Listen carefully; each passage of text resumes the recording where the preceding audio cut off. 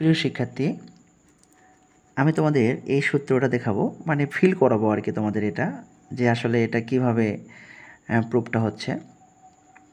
তোমরা একটু লক্ষ্য করবে। তার আগে তোমাদের সাথে একটা বেসিক বিষয় আলোচনা করি। তোমরা প্রত্যেকেই জানো এটা সমকোণী ত্রিভুজ।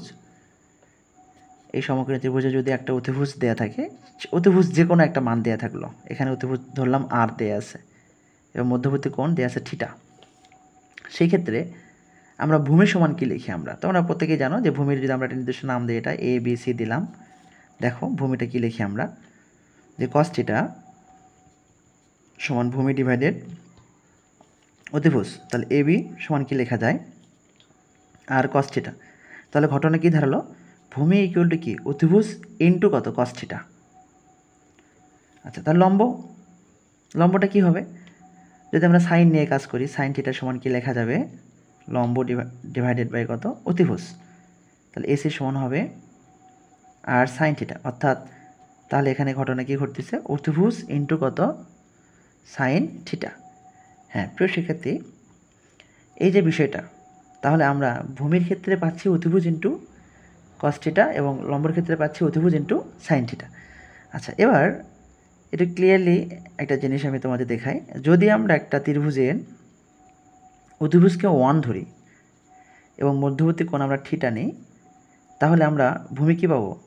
1 ইন্টু কত? Cos theta. এবং এখানে কী পাবো? 1 ইন্টু কত? Sine theta. হ্যাঁ, এখন বিষয়টা হচ্ছে যে আসলেই কি কোনো ত্রিভুজের কোনো সমকোণী ত্রিভুজের অতিভুজ 1 হতে পারে? এটা একটু দেখা যাক। হ্যাঁ, আমরা কি জানি? পিথাগোরাস কী বলছে? কোনো সমকোণী ত্রিভুজের অতিভুজ স্কোয়ার সমান লম্ব স্কোয়ার প্লাস ভূমি স্কোয়ার। আমরা অবশ্যই একটা ফর্মেট শিখে আসছি, যে এই ফর্মেটটাকে আমরা পিথাগোরাসের যে ফর্মেটটা, ওই ফর্মেটটাই এটা। তাহলে sine square plus cos square সমান কী লেখা যায়? 1। বিষয়টা ক্লিয়ার? তাহলে এই সূত্রটা এখান থেকে আমরা পাচ্ছি, পিথাগোরাসের অ্যাপ্লাই এটা। এখন তাহলে আমাদের সর্বোপরি কী দাঁড়াচ্ছে? ভূমি হচ্ছে অতিভুজ ইন্টু কস থিটা, লম্ব হচ্ছে অতিভুজ ইন্টু সাইন থিটা। হ্যাঁ, এবার আমরা এমন একটা ত্রিভুজ অঙ্কন করব, যে ত্রিভুজটার আমরা এমন একটা ত্রিভুজ অঙ্কন করব। এখানে আমরা এমন একটা ত্রিভুজ অঙ্কন করলাম, এটা 90 ডিগ্রি লম্ব, এবং ওই ত্রিভুজের আমরা অতিভুজটা 1 ধরলাম। এবার নাম দিব এটা ও, এবং এটার মধ্যবর্তী কোণ আমরা দিলাম এ। এটা মধ্যবর্তী কোণ দিলাম এ, আর এটা আমরা দিলাম হচ্ছে, এটা নাম আমরা ইচ্ছা মতো নাম দিই, এটা সি, এটা দিলাম হচ্ছে ডি। এবং আরও একটা ত্রিভুজ যদি আমরা এখান থেকে সমকোণী ত্রিভুজ অঙ্কন করি, এটা 90 ডিগ্রি, এটার মধ্যবর্তী কোণ দিলাম হচ্ছে কত? বি। এবার এটাকে আমরা বর্ধিত করলাম, এখান থেকে এটার উপর একটা লম্ব টানলাম, এটা লম্ব দিলাম, এটার নাম দিলাম হচ্ছে আমরা ই, এটাকে দিলাম হচ্ছে এফ। এবার খেয়াল করি যে এই ডি থেকে আরেকটা লম্ব টানি, এটার নাম দিলাম হচ্ছে আমরা এইচ। এবার আমরা এদিকে খেয়াল করি যে এটাও যেহেতু 90 ডিগ্রি, এটাও যেহেতু 90 ডিগ্রি, তাহলে অবশ্যই এই দুটো সমান্তরাল, এবং এটা যেহেতু লম্ব, এটাও 90 ডিগ্রি, তাহলে অবশ্যই এটাও সমান এবং সমান্তরাল। তাহলে এখানে অবশ্যই এই ডিএইচের মান এবং এই ইএফের মানটা অবশ্যই সমান। এবার আমরা যদি এই ত্রিভুজটা নিয়ে কাজ করি, যে ত্রিভুজ ও ডিএইচ, এই ত্রিভুজের মধ্যবর্তী কোণ হবে এ প্লাস বি। আমরা যদি সাইন এ প্লাস বি নিয়ে কাজ করি, সাইন সমান লিখতে পারি আমরা লম্ব ডিভাইডেড বাই অতিভুজ। যেহেতু অতিভুজের মান 1, ডিএইচ, হ্যাঁ ডিএইচ এবং ইএফ পরস্পর সমান। ইএফকে যদি ভেঙে দিই, তাহলে পাবো হচ্ছে ই থেকে সি এবং কত? সি থেকে কত? এফ। তাহলে আমরা স্পষ্ট যে এখান থেকে এইটুকু আর এখান থেকে এইটুকুর মান যদি বের করতে পারি, তাহলে আমাদের উপপাদ্য প্রমাণটা হয়ে যাবে।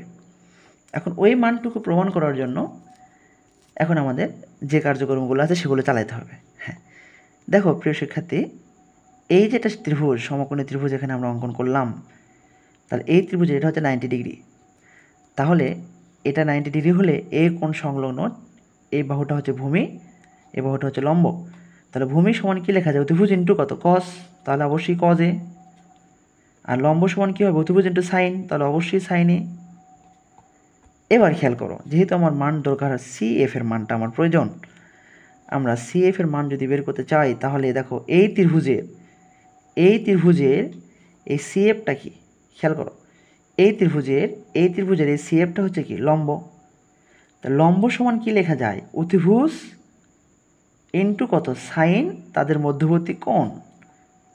দেখো খেয়াল করো, কজ এ সাইন বি, আমরা দেখো ওই যে উপরের দিকে তাকাও তোমরা, দেখো কজ এ সাইন বিটা পেয়ে গেছি, কজ এ সাইন বি। এবার খেয়াল করো, এখানে চলে আসো। এখন আমাদের এই যে CF বা এই যে মানটা, আমরা CF এর মানটা পেয়ে গেলাম যে কজ এ সাইন বি। তারপর দেখো আমাদের সি এর মানটা প্রয়োজন, এর জন্য আমাদের অবশ্যই এই কোণটা জানতে হবে। এই কোণটার নাম কি, এই কোণটা আসলে এ কোণ না বি কোণ। হ্যাঁ, এবার খেয়াল করো, আমরা এই কোণটাকে যদি আমরা এক্স কোণ ধরে নিই, এক্স কোণ ধরলাম এটা, তাহলে এই ত্রিভুজের আমরা বলতে পারি যে কোণ বি, কোণ এক্স এবং 90 ডিগ্রি ইজ ইকুয়াল কত 180 ডিগ্রি। তাহলে বি কোণ plus x is equal to কত 90 ডিগ্রি। আচ্ছা, এবার লক্ষ্য করে এই কোণটাকে আমরা ধরলাম ওয়াই, তাহলে ওয়াই কোণ প্লাস এটা তো 90 ডিগ্রি, এবং এখানে একটা কোণ আছে যাই কোণের নাম কি এক্স, ইকুয়াল টু কত 180 ডিগ্রি। আমরা এটাও জানি এটা একটা সরল কোণ, এটার মানে 180 ডিগ্রি। তাহলে y plus x is equal to কত 90 ডিগ্রি।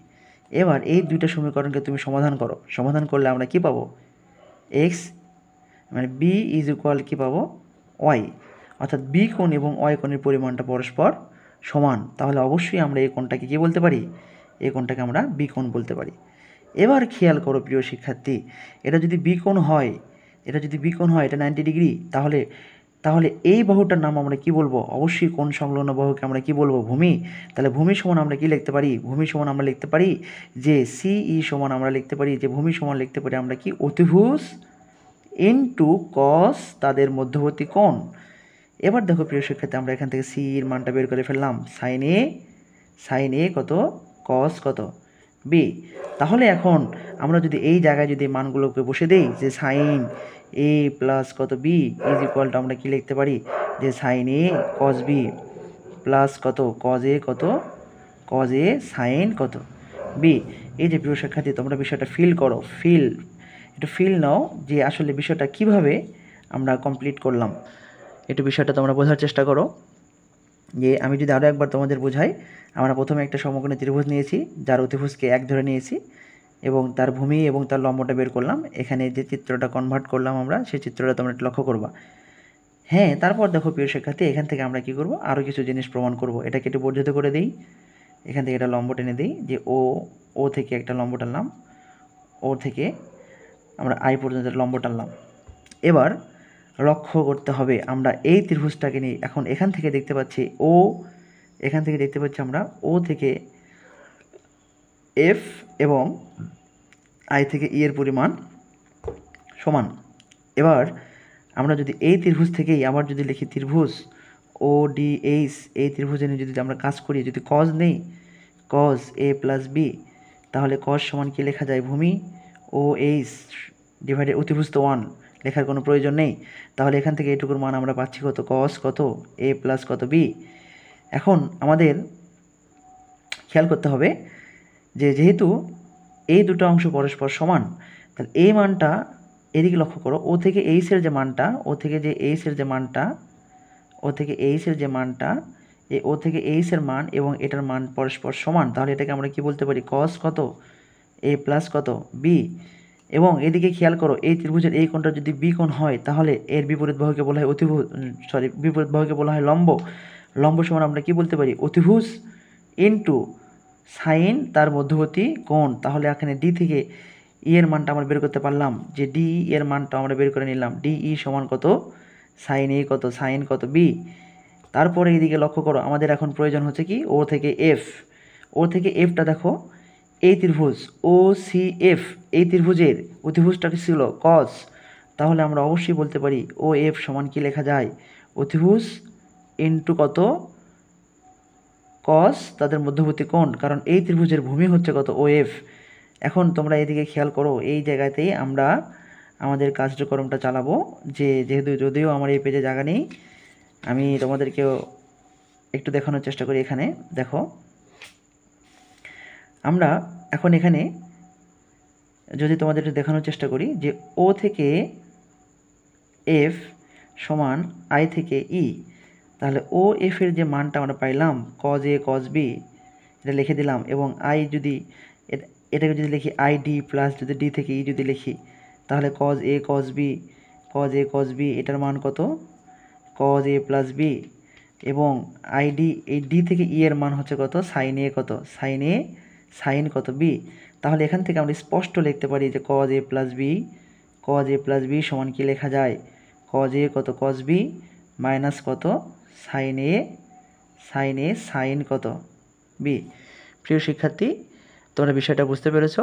সবাই ভালো থাকবে, সুস্থ থাকবে। পরবর্তীতে এটার যে আরও সূত্রগুলো আছে সেই সূত্রগুলো তোমাদের সামনে নিয়ে হাজির হবো। সবাই ভালো থাকবে, সুস্থ থাকবে। ভিডিওটি ভালো লাগলে আমার পেজে একটা ফলো দিবে, সবাই শেয়ার করবে। আল্লাহ হাফেজ।